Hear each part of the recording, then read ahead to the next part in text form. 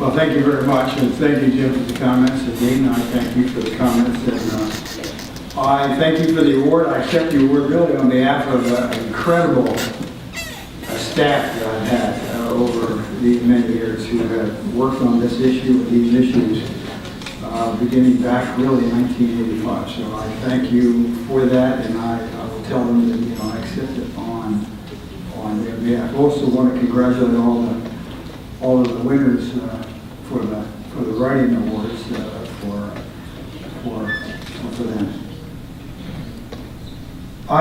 Jim, I appreciate your comment too. I forgot about it. We rented the elephant. We were down to $500, and we needed something dramatic. And Vince Callahan, who did meet me, and I guess you may know, Vince just died 2 weeks ago. I was at his funeral, but we rented the elephant as a way of dramatically trying to share the difference, and I've forgotten all that.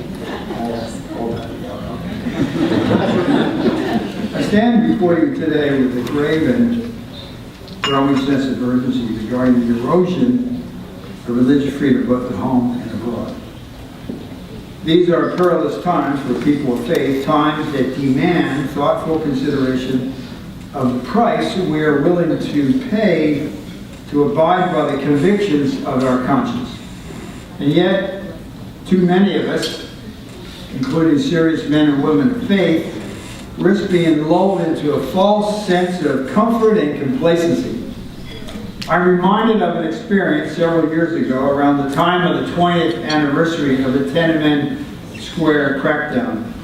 A story ran on a local radio station here in Washington and featured several Tiananmen survivors. It was sort of a "where are they now" story. One of the featured individual was a gentleman who at one point was number 17 when the Chinese government supposed to want to list the Tiananmen protesters. He eventually sought asylum in the U.S. and now pastors a large Chinese-American church near my congressional district in Northern Virginia. His sermons are recorded and put online for converts inside China to download. Pastor Bowley described his job as letting the love of Jesus Christ melt the hatred in China. Upon hearing this remarkable story, I've been to China and talked to some of the Tiananmen people, and we called them up and invited them to come to the office for a meeting.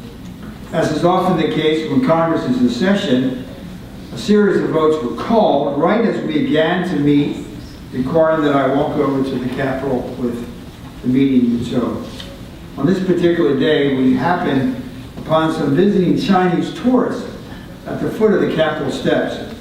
This couple was visiting their son, a seminary student, who was studying in the U.S.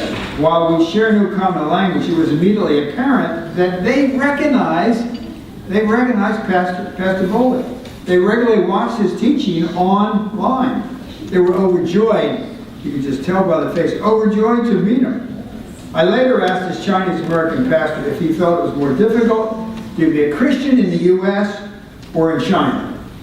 He answered unequivocally and counterintuitively that it is more difficult in America. Perhaps not difficult in the ways that we would think, but this pastor's answer certainly was thought-provoking. It caused me to question whether the lure toward what my friend Robbie George, who teaches at Princeton, has described as, quote, tame Christianity, was in some way more insidious and threatening than the actual promise of physical persecution. No one in America is being arrested for going to an unregistered church. No one is being beaten or minister in Holy Communion. And looking beyond my own faith, unlike in China, Buddhists in this country can possess a picture of the Dalai Lama. In Tibet, you can't have a picture of the Dalai Lama. And Muslims here can pray during holy seasons. But Pastor Bowley realized that when one's faith comes at a cost, when it is no longer convenient, and in fact downright dangerous, to abide by the dictates of the conscience, there is sort of a sifting that occurs. Perhaps that sifting is coming to our own shores sooner than we would like to admit. But before focusing on the domestic erosion of religious liberty, let's look again overseas. Even a casual observer of world events cannot deny that religious freedom is under attack. The Middle East is aflame with radicalism.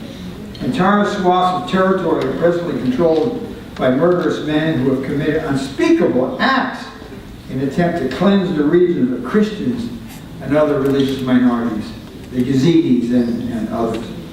ISIS is not a shadowy terrorist movement with ill-defined aims. It is a growing and serious force, hell-bent on seizing land and cleansing it of any and all who do not abide by their narrow interpretation of Islam.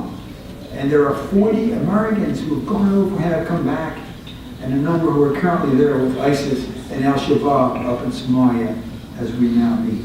If this does not both awaken and activate the church and people of good faith in the West, then I'm hard-pressed to envision a scenario that really will. This barbaric assault is all the more tragic given the ancient historical roots of Christianity in that part of the world. With the exception of Israel, the Bible contains more references to the cities, regions, and nations of ancient Iraq than any other country. The patriarch Abraham came from the city in Iraq called Eretz Nasiriyah. Isaac's bride Rebekah came from northwest Iraq. Jacob spent 20 years in Iraq, and his sons, the 12 tribes of Israel, were born in northwest Iraq. A remarkable spiritual revival is told in the book of Jonah occurred in Nineveh. Nineveh is Mosul, and Nineveh is where they just a month ago blew up Jonah's tomb. And the events of the book of Esther, with Esther for such a time like this, Esther was from Iraq. And Daniel, the account of Daniel in the lion's den, and Daniel is buried in Iraq. Daniel spent most of his life in Iraq. And yet, a September 19 opinion piece in the Washington Post captured the situation today in Iraq in stark terms with the headline, quote, "Christianity in Iraq is finished." Meanwhile, we see Coptic Christians leaving Egypt in droves, Tibetan Buddhist monks and nuns setting themselves aflame in desperation at the abuses endured by the people. 118 Buddhist monks and nuns have poured kerosene on their bodies and have set themselves aflame because of the crackdown of the Chinese government. We see an insidious anti-Semitism on rise in Europe, in France, in Germany, in Scandinavia, and on American college campuses. On American college campuses, anti-Semitism is now spreading. We see Ahmadi Muslims in Pakistan torched to death by an angry mob on rumors of blasphemy. The steady chipping away of religious freedom around the globe is particularly striking given what former U.S. Ambassador to the Holy See, Mary Ann Glendon, who now teaches at Harvard Law School, recently noted, namely that, quote, "religious liberty has been repeatedly affirmed in international rights documents and is enshrined in the constitutions of nearly every country." In fact, Ambassador Glendon went so far as to say that this bedrock first freedom is in danger of becoming a second-class right, one that could be trumped by other rights, claims, and interests, and suggested, quote, "mounting evidence that less value is being attached to religion and religious freedom in the places where one might have expected to be more secure, namely, in the minds and hearts of citizens in liberal democracies." I venture that many of you who have dedicated your lives to preserving these conscience rights would share that grim prognosis. While we have long known the threat to religious freedom posed by the world's remaining dictatorships and totalitarian governments, from the gulags in North Korea to the solitary prisons of China, from the sham trials of Iran to the hate-filled textbooks of Saudi Arabia, anti-Christian, anti-Semitic textbooks, even some in a school out in my congressional district out in the Saudi Academy out in northern Virginia. Religious believers the world over have historically been able to look to America